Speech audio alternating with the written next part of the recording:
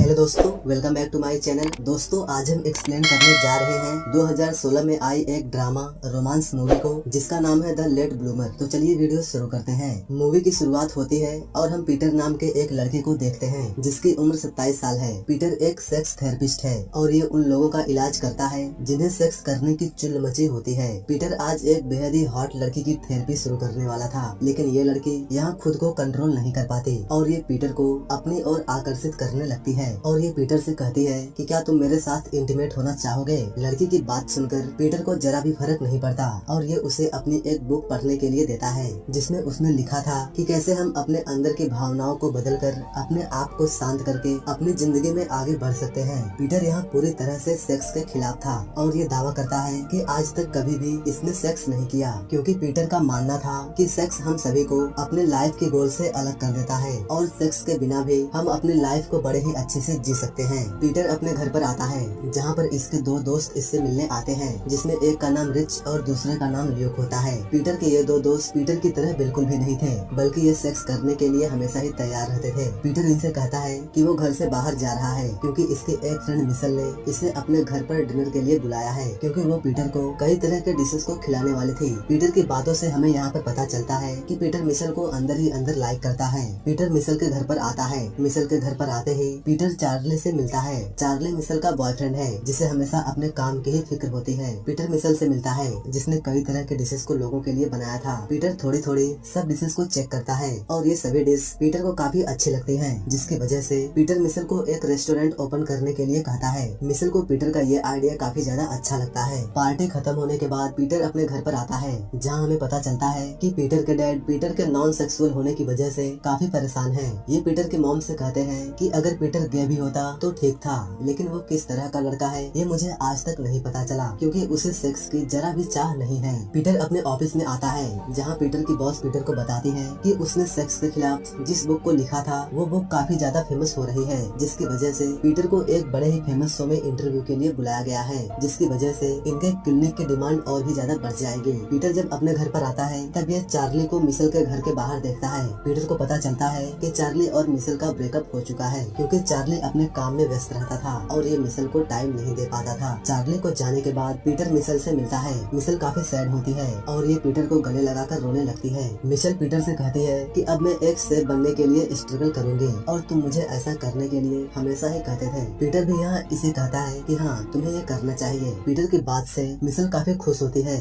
और ये पीटर को किस करने लगती है। पीटर सेक्स के खिलाफ था, इसलिए इतना सब कुछ होने के बाद भी पीटर को कुछ भी फर्क नहीं पड़ता और इसे ये अजीब लगता है, जिसकी वजह से ये मिशेल को सॉरी बोलकर यहाँ से निकल जाता है। यहाँ हमें पता चलता है कि पीटर को कभी कभी सिर दर्द भी हुआ करता है। अब ऐसा क्यों होता है ये आपको आगे मूवी में पता चलेगा। अगली सुबह रिच और ल्यूक पीटर के पास आते हैं और ये उसे अपने साथ बास्केटबॉल मैच खेलने के लिए लेकर जाते हैं। बास्केटबॉल मैच खेलते समय एक प्लेयर पीटर के बॉल पर बॉल मार देता है, जिसकी वजह से पीटर यहाँ पर बेहोश हो जाता है। रिच और ल्यूक जल्दी से पीटर को हॉस्पिटल लेकर आते हैं, जहाँ पर पीटर को फिर से सिर दर्द होता है, जिसकी वजह से डॉक्टर पीटर के सिर का सीटी स्कैन और MRI स्कैन करते हैं। डॉक्टर जब यहाँ पीटर के बॉल चेक करते हैं तो उन्हें पता चलता है कि पीटर के पास बॉल नहीं बल्कि दो छोटे छोटे कंचे हैं, यानी कि इसके टेस्टिकल नॉर्मल साइज से काफी छोटे थे और इसी वजह से पीटर नॉन सेक्सुअल था। अगली सुबह रिपोर्ट आने पर डॉक्टर पीटर को बताते हैं कि तुम्हारे अंदर कई सालों से एक ट्यूमर है जिसने तुम्हारे पिट्यूटरी ग्लैंड को दबा कर रखा है, जिसकी वजह से तुम्हारे टेस्टिकल की ग्रोथ नहीं हुई और वो छोटे ही रह गए और इसी वजह से तुम्हारे शरीर में टेस्टोस्टेरोन हार्मोन्स नहीं बन रहे थे, बल्कि तुम्हारा शरीर प्रोलैक्टिन हार्मोन्स को बना रहा था। इसका मतलब ये था कि पीटर आज 27 साल का होने के बाद भी इसका लुल्लू खड़ा नहीं होता था और इसी वजह से आज तक कभी भी पीटर को सेक्स करने की इच्छा नहीं हुई और ये सेक्स के बारे में अलग अलग किताबों को लिखता गया। डॉक्टर पीटर से कहते हैं कि वो पीटर का ऑपरेशन करके उसके ट्यूमर को बाहर निकालेंगे, जिसके बाद पीटर अपनी लाइफ को एंजॉय कर पाएगा। डॉक्टर की बात सुनकर पीटर काफी खुश होता है, क्योंकि अभी तक पीटर को लग रहा था कि वो सेक्स न करके लोगों को बदल रहा है। डॉक्टर पीटर का ऑपरेशन करते हैं और पीटर का ऑपरेशन सक्सेसफुल हो जाता है और सभी लोग पीटर को उसकी नई जिंदगी में वेलकम करते हैं। हॉस्पिटल के बाद पीटर अपने पेरेंट्स के घर पर रुकता है ताकि ये जल्दी से ठीक हो सके। पीटर एडल्ट मैगजीन को देखकर अपने सोए हुए अरमानों को जगाने की कोशिश करता है, लेकिन इसका कुछ भी असर नहीं पड़ता। अगले दिन इसके दोनों दोस्त इससे मिलने आते हैं और वो अपने साथ एक स्ट्रिपर को भी लेकर आते हैं ताकि ये लड़की पीटर के के सोए हुए अरमानों को जगा दे। ये लड़की पीटर को काफी ज्यादा सेड्यूस करती है और ये अपने अंगों की तरंगों से पीटर को मजे लेने के लिए कहती है, लेकिन पीटर बेचारा खड़ा ही नहीं हो पाता। लेकिन उसके दोस्त ल्यूक का बाहर ही खड़ा हो जाता है। अंदर ये लड़की पीटर को खड़ा करने के चक्कर में बेचारी खुद ही बैठ जाती है। अगली सुबह पीटर जब सोकर उठता है तब ये नीचे आता है। पीटर को देखकर उसकी फैमिली खुश हो जाती है, क्योंकि अब पीटर का नुन्नू स्टैंड हो चुका था। इसका मतलब कि अब पीटर छोटा बच्चा नहीं रहा। पीटर जल्दी से तैयार होकर अपनी लाइफ को शुरू से जीने के लिए घर से बाहर जाता है। पीटर जब अपने घर पर आता है तब ये देखता है कि इसका दोस्त ल्यूक एक लड़की से इंटीमेट हो रहा था। पीटर इन्हें यहाँ से जाने के लिए कहता है। पीटर देखता है कि इसका पेनिस अभी भी स्टैंड है, तो ये उसे बैंड करने के लिए जल्दी से टॉयलेट में जाकर मास्टरबेट करता है। पीटर अपनी नई जिंदगी में अपनी हवस को मिटाने के लिए दिन में कई बार मास्टरबेट करने लगता है। एक दिन मिशेल पीटर से मिलती है और कहती है कि ये एक कुकिंग चैलेंज में हिस्सा लेने जा रही है और अगर इसने उस चैलेंज को जीत लिया तो इसे लॉस एंजलिस के एक बड़े रेस्टोरेंट में काम करने का मौका मिलेगा और ये वहाँ से अपने शेफ बनने की शुरुआत कर सकती है। इसलिए अब ये कुछ दिनों तक बाहर ही रहेगी। ये सुनकर पीटर को अंदर से तो काफी दुख होता है, लेकिन ये उसे दिखाने के लिए वो एकदम से खुश हो जाता है। पीटर जब ऑफिस आता है तब ये अपने एक पेशेंट से मिलता है। अपने पेशेंट की बात सुनकर पीटर को सेक्स की उत्तेजना होने लगती है, लेकिन इसे कुछ चिड़चिड़ापन भी होने लगता है। पीटर डॉक्टर के पास आता है और पूछता है कि इसके साथ ऐसा क्यों हो रहा है और इसे सेक्स को लेकर इतनी उत्तेजना क्यों हो रही है। इस पर डॉक्टर इसे बताते हैं कि तुम्हारे अंदर टेस्टोस्टेरोन हार्मोन 15 साल बाद बनना शुरू हुए हैं, इसलिए ये सब तुम्हारे शरीर में इतनी तेजी से हो रहा है। मतलब कि तुम्हारा तो अब कहीं पर भी फायर होने के लिए तैयार है और तुम्हारे शरीर में टेस्टोस्टेरोन हार्मोन्स को बनना देरी से शुरू हुआ है, इसलिए तुम्हारे अंदर कुछ साइड इफेक्ट भी होंगे, जैसे आवाज भारी होना, चिड़चिड़ाहट होना, सेक्स की उत्तेजना जैसी समस्याएं। लेकिन तुम घबराना मत, सब ठीक हो जाएगा। शाम के टाइम पीटर मिशेल से बात करता है और उससे उसके कंपटीशन के बारे में पूछता है। मिशेल यहाँ किसी दूसरे के बारे में बात करती है, जिसकी वजह से पीटर को थोड़ा जलन महसूस होती है। अगले दिन पीटर रेडियो पर अपना इंटरव्यू देने जाता है, लेकिन इंटरव्यू के समय पीटर के आवाज में बदलाव आता है और ये इंटरव्यू पूरा नहीं कर पाता। शाम के टाइम पीटर अपने पेरेंट्स के पास आता है और इन्हें अपनी समस्याओं के बारे में बताता है, जिस पर पीटर के डैड पीटर को प्यूबर्टी के बारे में अच्छे से समझाते हैं और कहते हैं कि इस उम्र में ये सब होना नॉर्मल है। लेकिन पीटर यहाँ अपने पेरेंट्स से झगड़ने लगता है और ये यहाँ से गुस्से में चला जाता है। पीटर को जाने के बाद हम देखते हैं कि उसके डैड इस झगड़े से जरा भी सेट नहीं है, बल्कि ये काफी खुश होते हैं और कहते हैं कि हमने इस समय का 15 साल से इंतजार किया है। शाम के टाइम पीटर फिर से मिशेल से बात करता है और मिशेल दोबारा से किसी और के बारे में बात करती है, जिस पर पीटर गुस्सा हो जाता है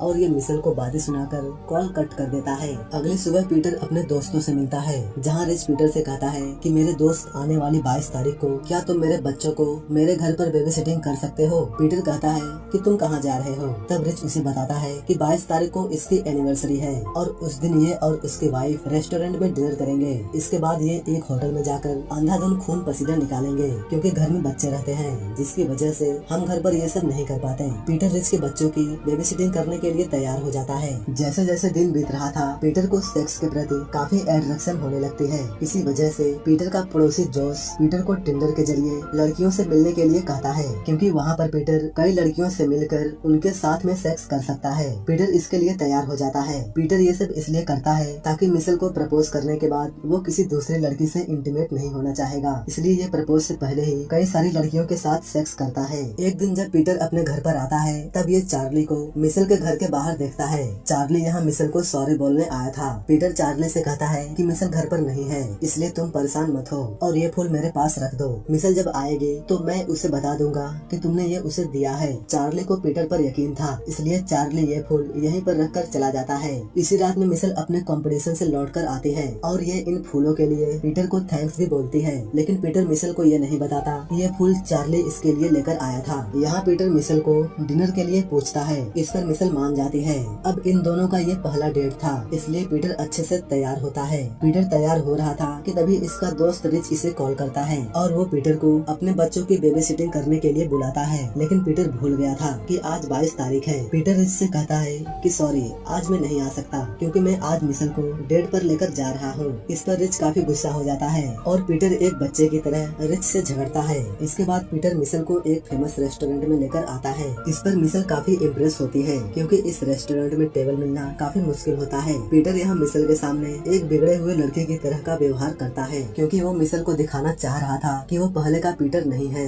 बल्कि अब ये बदल चुका है। मिशेल को पीटर का ये व्यवहार काफी अजीब लगता है। ये दोनों डिनर शुरू करने ही वाले थे कि तभी यहाँ पर रिच और इसकी वाइफ आ जाते हैं और हमें यहाँ पता चलता है कि जिस टेबल पर ये दोनों बैठे हैं उस टेबल को रिच ने अपनी और अपनी वाइफ के लिए बुक की थी, लेकिन पीटर ने उस रिजर्वेशन को चुरा लिया और यहाँ पर आ गया क्योंकि पीटर को लग रहा था कि रिच अपने बच्चों को छोड़कर यहाँ पर नहीं आएगा। लेकिन रिच कहता है कि लास्ट समय पर ल्यूक मेरे बच्चों की बेबी सिटिंग करने के लिए आ गया क्योंकि वो पीटर की तरह एक धोखेबाज नहीं है। ये सारी बातें सुनकर मिशेल यहाँ से उठकर जाने लगती है। पीटर मिशेल को रोकता है, लेकिन मिशेल उससे कहती है कि अभी कुछ देर पहले ही मुझे चार्ली का मैसेज मिला जिसमें उसने बताया था कि वो फूल तुमने नहीं बल्कि चार्ली ने वहाँ पर रखा था। मिशेल पीटर के ऊपर गुस्सा करके यहाँ से चली जाती है। अगले दिन हम पीटर को इसकी एक पेशेंट के पास देखते हैं जो पीटर को अपने फैंटेसी के बारे में बताती है कि इसे सेक्स करना बहुत ही पसंद है। क्योंकि अब पीटर का नुन्नू स्टैंड होने लगा था तो पीटर इसकी बात सुनकर सेक्स के लिए तैयार हो जाता है और ये उसकी थेरेपी को छोड़कर इसके साथ संबंध बनाने की तैयारी में लग जाता है। पीटर पैंट निकालने ही वाला था कि तभी यहाँ पर पीटर की बॉस आ जाती है और वो पीटर को ऐसा करता देख लेती है जिसकी वजह से ये पीटर को इस जॉब से निकाल देती है। पीटर अपने अंदर के बदलाव को कंट्रोल नहीं कर पा रहा था, इसलिए ये काफी समय बाद अपने फादर से मिलता है और उनसे कुछ सलाह मांगता है। पीटर बताता है कि इसे अपने ऊपर कंट्रोल नहीं मिल रहा है। इस पर इसके फादर इसे बताते हैं कि मर्दों के अंदर इस तरह का बदलाव प्यूबर्टी के दौरान होता है क्योंकि ये सब हार्मोन्स का क्रिया धारा होता है। लेकिन हाँ, हमें अपनी गलतियों को मानना चाहिए क्योंकि एक असली मर्द बनना और मर्द बनने का दिखावा करने में बहुत ही फर्क होता है। पीटर कहता है कि वो कल के अपने इंटरव्यू में लोगों को क्या बताएगा जब ये खुद ही इसके लिए परेशान है और इसका खुद पर ही कंट्रोल नहीं है। पीटर के डैड कहते हैं कि तुम केवल वही बोलना जो तुम्हारा दिल करे। अगले दिन पीटर इंटरव्यू में अपने बुक को सबसे बेकार बुक बताता है और बताता है कि इसने 15 सालों से इन सभी चीजों का एक्सपीरियंस नहीं किया था, इसलिए अपनी इच्छाओं को दबाने से अच्छा है कि खुद को लोगों के सामने लेकर आओ। पीटर कहता है कि सेक्स हमारी जिंदगी का एक बेहद ही जरूरी हिस्सा है और हम सभी को इसका फायदा लेना चाहिए। पीटर की बात सुनकर यहाँ मौजूद सभी लोग पीटर के लिए ताली बजाते हैं। पीटर रिच के पास जाता है और ये उससे माफी मांगता है। रिच पीटर को माफ भी कर देता है। इसके बाद रिच और इसके वाइफ पीटर को मिशेल के पास जाकर उसे सारे सच्चाई बताने के लिए कहते हैं और कहते हैं कि वो तुम्हें जरूर पसंद करेगी। इसके बाद पीटर रिच और ल्यूक के साथ मिशेल से मिलने आता है। मिशेल यहाँ चार्ली के साथ होती है। पीटर यहाँ सभी के सामने अपने ट्यूमर और लेट प्यूबर्टी की वजह से हुई मिसअंडरस्टैंडिंग के बारे में सब कुछ बता देता है। पीटर की बात सुनकर मिशेल को इस पर काफी ज्यादा प्यार आने लगता है और ये पीटर के पास आ जाती है और चार्ली बेचारा यहाँ से चुपचाप चला जाता है। मिशेल और पीटर एक साथ ही यहाँ पर किस भी करते हैं। लास्ट सीन में हम पीटर और मिशेल को एक साथ में देखते हैं। मिशेल अब प्रेग्नेंट थी। पीटर यहाँ टीनेज बच्चों को पढ़ा रहा था और अब पीटर ने प्यूबर्टी के ऊपर एक सेपरेट बुक भी लिखी थी और ये मूवी यहीं पर एंड हो